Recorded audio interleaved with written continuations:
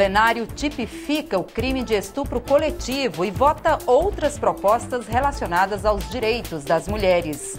Anunciados os relatores dos processos contra os deputados Paulo Maluf, Celso Jacobi, Lúcio Vieira Lima e João Rodrigues no Conselho de Ética. E esta edição destaca também: Congresso Nacional homenageia com o diploma Berta Lutz as 26 parlamentares que participaram da Assembleia Nacional Constituinte há 30 anos. 2018 será o primeiro ano de eleições federais com janela partidária em vigor, que estabelece datas para que os ocupantes de cargo eletivo mudem de partido sem sofrer punição.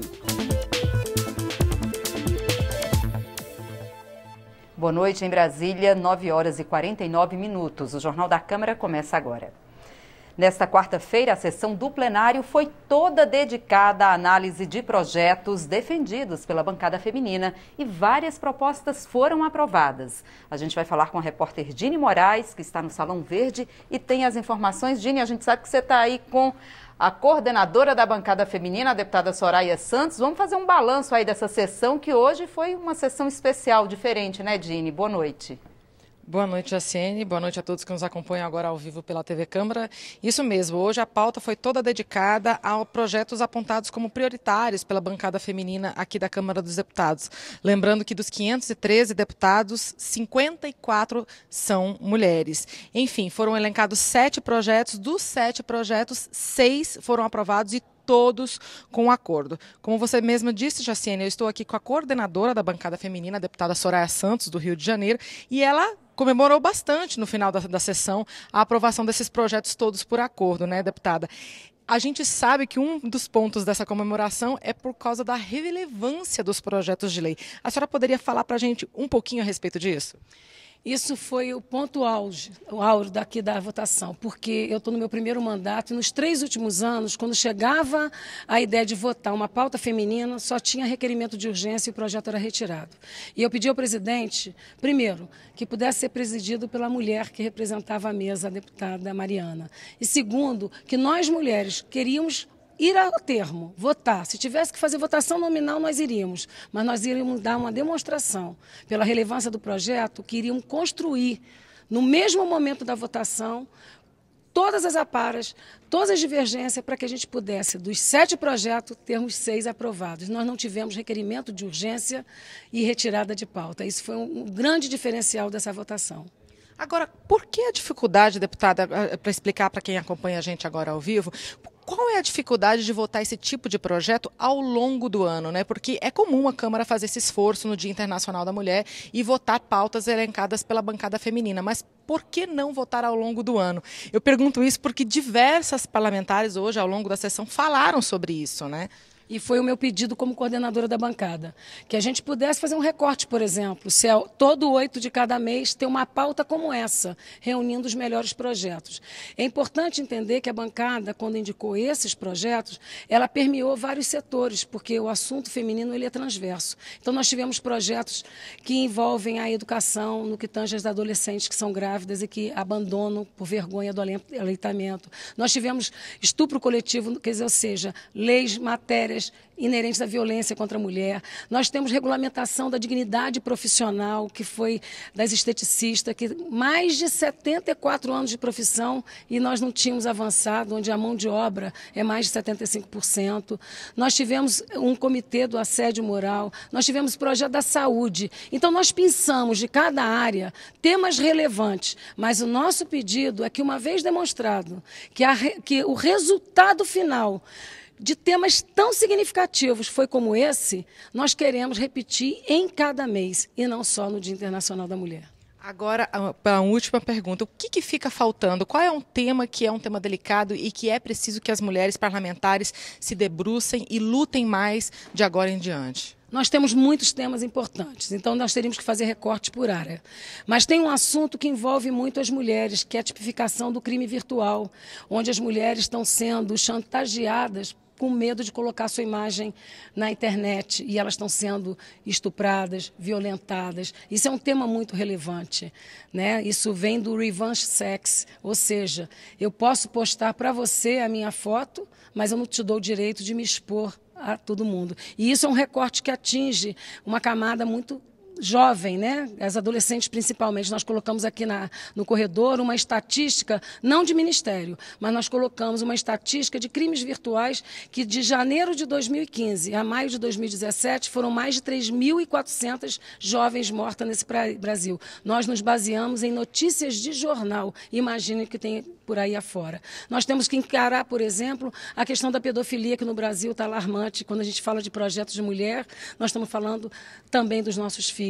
Só para você ter uma ideia, no Rio de Janeiro, na última estatística, no meu estado, foram 444 registros oficiais de ministério com caso de pedofilia de criança de 0 a 3 anos. Isso é muito grave. Então, nós temos muitos projetos. É por isso que a gente quer tirar um dia. Porque quando você fala de projeto feminino, com certeza você está falando da saúde familiar, você está falando de projetos das crianças e da dignidade que a mulher precisa ter. Eu queria chamar a atenção para você de uma frase que a gente capturou do sufrágio, do movimento do sufrágio, que completa 100 anos esse ano. E a líder dizia assim, quando lutava pelo voto feminino, ela dizia que nós não queríamos infringir a lei, nós queríamos mudar a lei. E é com esse sentimento que depois de 100 anos do sufrágio, que depois de 70 e tantos anos do direito do voto feminino, nós queremos dar esta demonstração para o Brasil. Não estamos querendo infringir a lei, mas nós queremos mudar a legislação que exclui as mulheres, que não dão a dignidade dela poder pensar diferente, não ter que apanhar, dela ter a dignidade de escolher a sua profissão, da liberdade de ir e vir. Então, nós estamos lutando para o cumprimento do que foi dito há 100 anos atrás. Tá certo, muito obrigada. Parabéns pela articulação toda que promoveu a aprovação desses 6 projetos hoje. Boa sorte aí nas novas reivindicações junto à presidência da Câmara. Essa foi a entrevista, então, com a deputada Soraya Santos, coordenadora da bancada feminina, Jaciene. Mas, como a gente falou, foram 6 projetos aprovados hoje, né? E vários deles com acordo, aliás, todos eles com acordo. A gente preparou uma reportagem para mostrar como foi parte desses debates. Vamos ver? Com a deputada Mariana Carvalho, do PSDB de Rondônia, presidindo os trabalhos, o plenário discutiu propostas relacionadas às causas femininas. É uma das formas como a Câmara tradicionalmente celebra a Semana do Dia Internacional da Mulher. Infelizmente, a gente ainda não conseguiu chegar ao número de representantes mulheres como gostaríamos nesta casa e até mesmo também nas casas legislativas.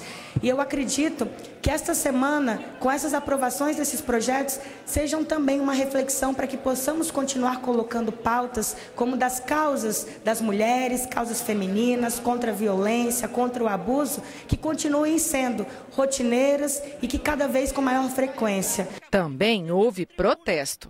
Que é o fato de ter sido determinado o fechamento da casa a partir de amanhã às 8h30 da manhã, o entorno da Câmara também estará controlado em relação ao acesso não só das mulheres, mas da sociedade.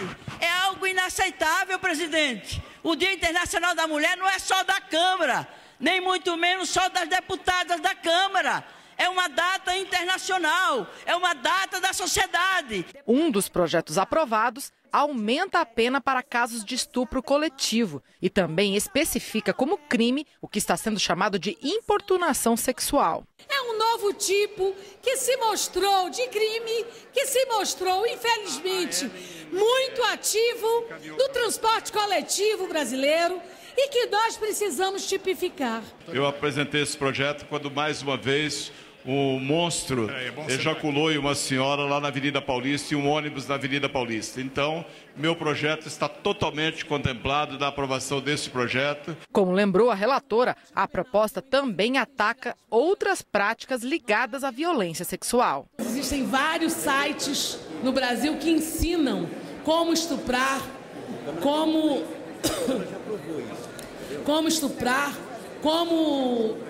quais são os melhores locais para encontrar as vítimas, enfim, sites misóginos que nós temos que, de alguma maneira, punir. Também é punido quem divulgar cenas de estupro ou cenas de sexo e nudez sem o consentimento de quem foi fotografado ou filmado. Uma mulher que é vítima do estupro dilacerada, destruída, violentada, ela ainda sofre com a exposição da sua imagem em todas as rodas pelo Brasil afora. Também foi aprovado o projeto que aumenta o período que a mãe estudante tem para ficar em casa depois do nascimento do bebê, fazendo exercícios que são acompanhados pela instituição de ensino, em vez de ser obrigada a frequentar aulas. O período, que era de 3 meses, será dobrado. O texto vai ao Senado. Ninguém precisa deixar a escola porque é mãe. Que as escolas têm que se adaptar para possibilitar que as meninas, que as mães possam continuar estudando.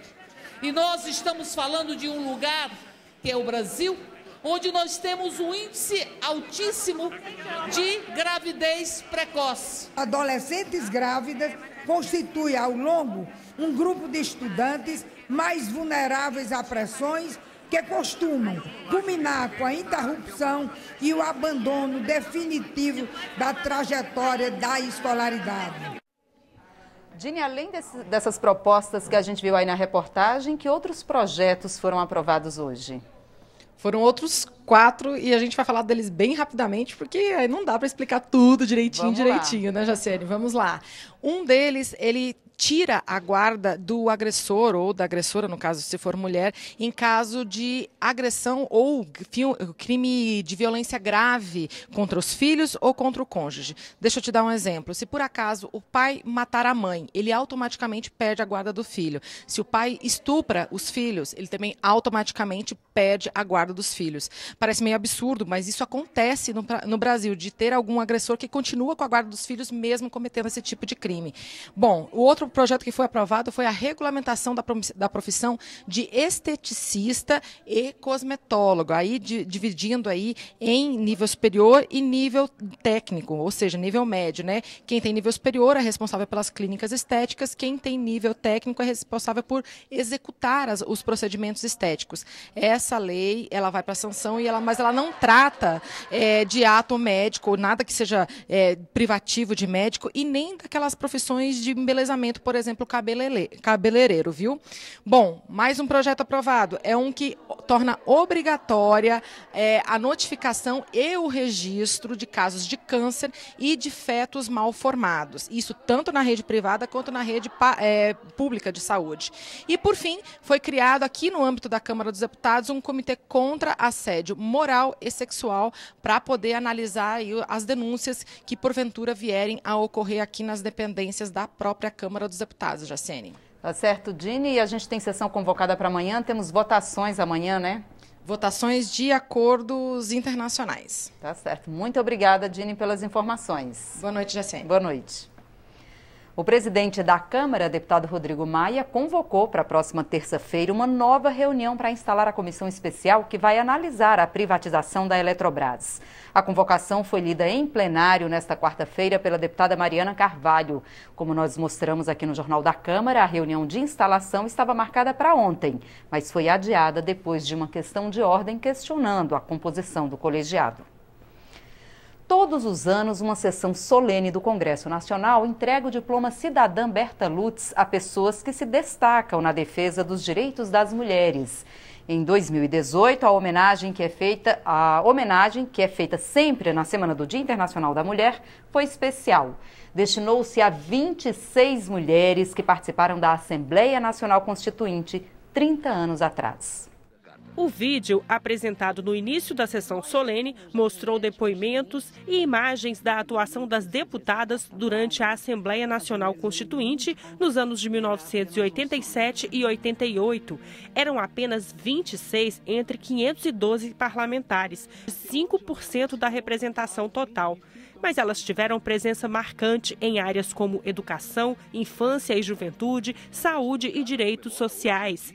Das 26 mulheres constituintes, 3 exercem mandato de senadoras atualmente, Lídice da Mata, Rose de Freitas e Lúcia Vânia, e uma é deputada federal, Benedita da Silva. Todas elas receberam o troféu Berta Lutz, homenagem que é feita há 17 anos a pessoas que se destacam na defesa dos direitos das mulheres. Como foi emocionante, senadora Graziottini, poder ter esse reencontro com as colegas, com as companheiras, com aquelas que lutaram no lobby do batom e fez valer na Constituição brasileira os direitos do povo brasileiro e os nossos direitos enquanto mulheres. Na Constituinte, o Brasil se encontrou com ele mesmo. Ele encontrou consigo mesmo. Aqui nós tivemos e discutimos e debatemos as mulheres de todo o Brasil, das trabalhadoras rurais, das trabalhadoras domésticas, das intelectuais, daquelas que buscavam ter o seu lugar como direito. O Congresso Nacional fez uma homenagem póstuma a 6 ex-deputadas já falecidas. Eu vou pedir um pouco de silêncio para que a gente possa prestar uma homenagem às parlamentares constituintes em memória.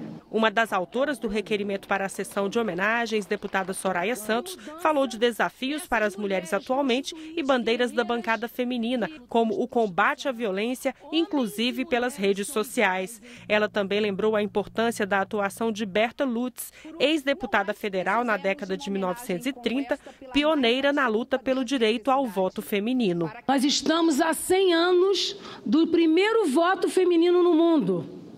Há 100 anos, e Berta Lutz lembra o movimento que foi feito aqui. E com esse sentimento de mudança, essas mulheres constituintes, guerreiras, vieram para a casa do povo e fizeram o maior recorte constitucional já visto. Quando ela muda um conceito para deixar bem claro o que muitos não compreendiam, porque a nossa Constituição dizia, Simone, todos nós somos iguais perante a lei. E essas mulheres colocaram no texto constitucional, homens e mulheres são iguais em direitos e deveres. As parlamentares ainda lembraram outros temas relacionados à atuação das mulheres, como a pequena representação política, a subremuneração no mercado de trabalho e o direito à maternidade digna. A Constituição Federal completa 30 anos agora em 2018. Na semana em que se comemora o Dia Internacional da Mulher, as representantes da bancada feminina na Assembleia Constituinte de 1988 se reencontraram nesta quarta-feira para relembrar a luta pela inclusão dos direitos das mulheres na chamada Carta Cidadã. Foi um reencontro com muitas recordações. As mulheres presentes na reunião contribuíram de forma ativa para a construção da Constituição brasileira e contaram um pouco dessa história. Em 1986, 26 mulheres parlamentares foram eleitas para a Constituinte. Juntas com o Conselho Nacional dos Direitos da Mulher e outras entidades, elas construíram um grupo forte, com voz.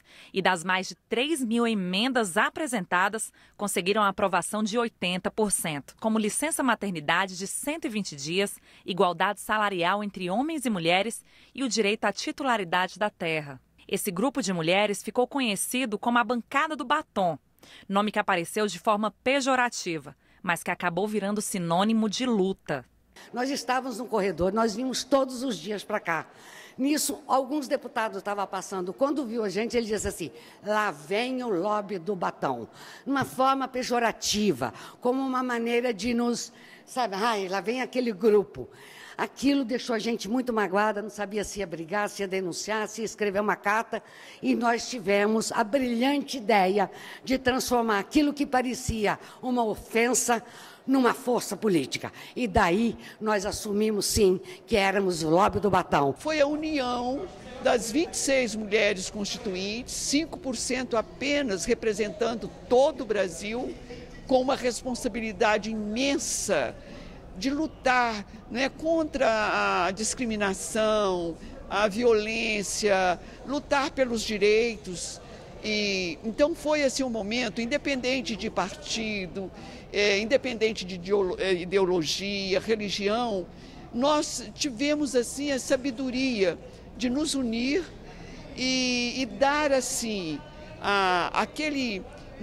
nos capítulos da Constituição o gesto assim de responsabilidade, compromisso com as mulheres brasileiras, com as mães do Brasil. As conquistas alcançadas são celebradas, mas também fazem refletir. Para elas, muita coisa, infelizmente, ainda está só no papel. Há 30 anos, as mulheres no parlamento representavam 5%. Hoje, ainda são 10%. E a violência continua a preocupar. Uma mulher morre a cada 2 horas no Brasil. Mas para a deputada Benedita da Silva, que foi constituinte e hoje exerce seu 4º mandato, a história serve para ensinar que somente unidas e presentes no parlamento, as mulheres vão avançar na luta por mais igualdade. Somos maioria da população brasileira. Se as mulheres não estiverem no Congresso Nacional, nos espaços de decisão, não conseguiremos reverter essa situação. Hoje, após 30 anos, nós temos total certeza de que nós precisamos não só regulamentar alguns dispositivos antes que eles sejam retirados da Constituição, mas que a Constituição brasileira, aquela Constituição de 30 anos atrás, ela já tem algumas páginas rasgadas e que nós precisamos recompô-la. Foram anunciados nesta quarta-feira os nomes dos relatores dos processos contra 4 deputados no Conselho de Ética da Câmara. Entre os acusados, o deputado Lúcio Vieira Lima é investigado pela Polícia Federal, enquanto os deputados Paulo Maluf, Celso Jacob e João Rodrigues já foram condenados pela Justiça e estão cumprindo pena. O presidente do Conselho de Ética da Câmara, deputado Elmar Nascimento, anunciou os nomes dos relatores das representações que pedem a perda de mandato de 4 deputados. O deputado Irã Gonçalves será o relator do caso do deputado Lúcio Vieira Lima, que está sendo investigado por lavagem de dinheiro, associação criminosa e ameaça. O deputado João Marcelo Souza vai relatar a representação contra Paulo Maluf, condenado por lavagem de dinheiro. Sandro Alex foi o escolhido para a relatoria do caso do deputado Celso Jacob, condenado por falsificação de documento público e dispensa irregular de licitação. O deputado Ronaldo Lessa vai relatar o processo de João Rodrigues, condenado por fraude e dispensa irregular de licitação. Vou agora reunir com os 4 para ver que se a gente, já na próxima semana, tem condições de apresentar um plano de trabalho que dê prosseguimento aos 4 processos com a mesma celeridade, nem favorecendo nem desfavorecendo nenhum deles. A medida provisória que muda a tributação dos investidores mais ricos e com acesso a fundos fechados deve ser analisada pela Câmara nos próximos dias. Esses fundos são de longo prazo, têm poucos investidores, não permitem sacar dinheiro e pagam menos impostos. A proposta do governo é cobrar imposto, como já é feito com outros fundos. Esse era o texto original, mas ele já foi alterado. Se você já participou de algum fundo de investimento, deve conhecer o famoso Come Cotas. Funciona assim: você paga a cada 6 meses imposto sobre aquilo que lucrou. É o normal, mas não é o normal para quem participa de um fundo fechado, gente com 10 milhões de reais em investimentos.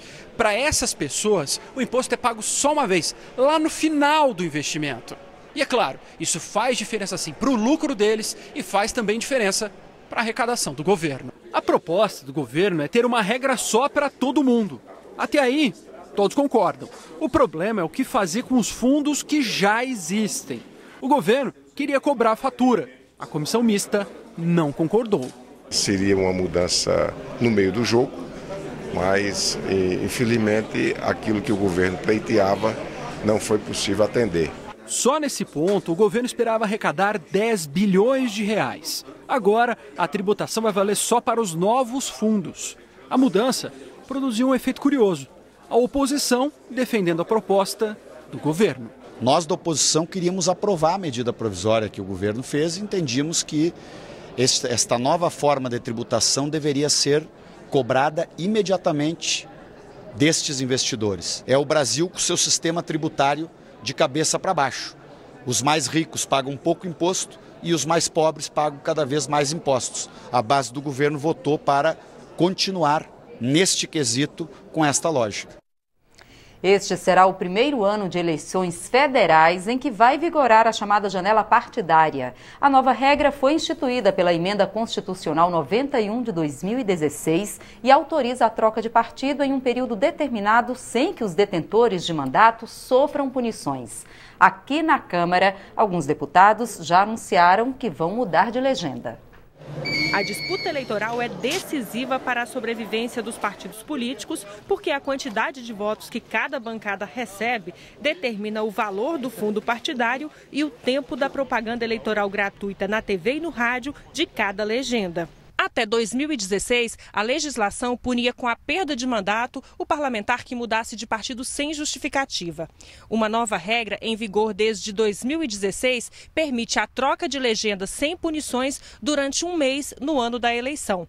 A chamada janela partidária vai vigorar neste ano, do dia 7 de março até o dia 7 de abril. Não é um dispositivo que permite, que admite esse livre trânsito, né? Esse transfugismo, como alguns costumam chamar, entre partidos no curso da legislatura. Não, trata-se de um período limitado, de 30 dias, no último ano da legislatura, com vista à eleição seguinte. O deputado Aliel Machado anunciou antes mesmo do início da janela partidária que trocaria a rede pelo PSB. Como eu estava na Rede Sustentabilidade que surgiu após as últimas eleições, eu não tinha esse compromisso por lei amarrado. O meu compromisso é com a população, com as pessoas, com o grupo que eu represento a partir da minha origem.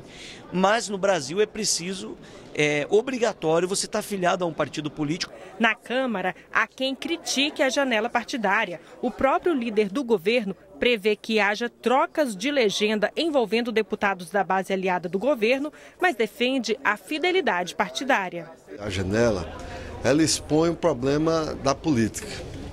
Ela expõe a fragilidade dos partidos. Há uma pulverização de partidos, sem que, na minha avaliação, esses partidos representem de forma sólida, tá certo? Um ideário que você possa trazer para uma discussão no projeto democrático. Se pulverizou muito. Havendo a janela partidária e a transferência, ela não pode se dar em termos de negociação de tempo de TV, de diretório ou de recursos materiais. Ela tem que se dar por afinidade política. Para o consultor legislativo Roberto Pontes, a legislação não pode ser rígida demais, porque a política é muito dinâmica.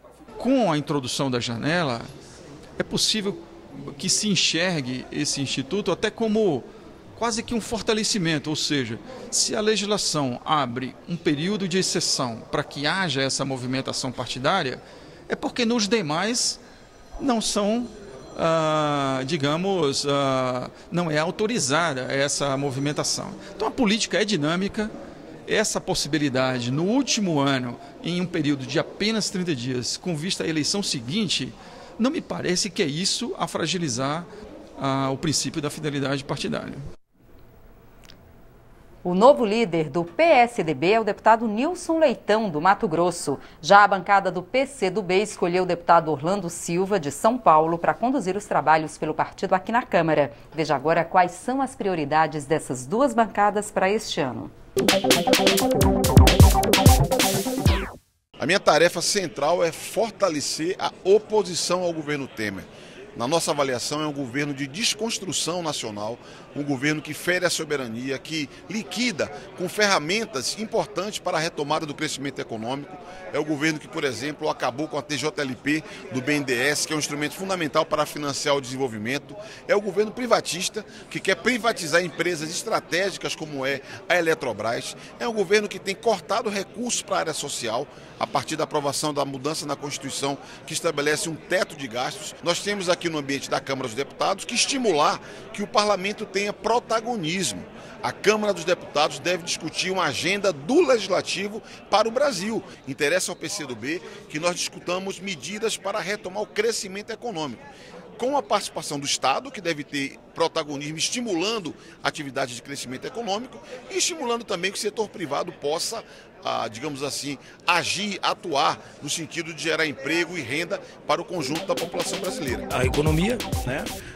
A segurança pública, que são dois temas importantíssimos e prioritários, e obviamente aquilo na área social. O país passou por um impeachment, ganhou algumas reformas importantes, como a trabalhista, a questão fundiária, a terceirização e tantos temas, né? A reforma do ensino médio, mas precisa avançar mais. O Brasil passou um tempo aí de atraso, né? Com muitas legislações, muitas leis aprovadas que não servem para o regime que nós vivemos no país hoje. Foram leis que não fazem avançar a produção, o emprego e assim por diante. Então, de tudo que nós fazemos num país como o nosso, com a preocupação de ter uma boa educação, uma boa saúde, uma boa segurança pública, também o principal inclusão social é o emprego.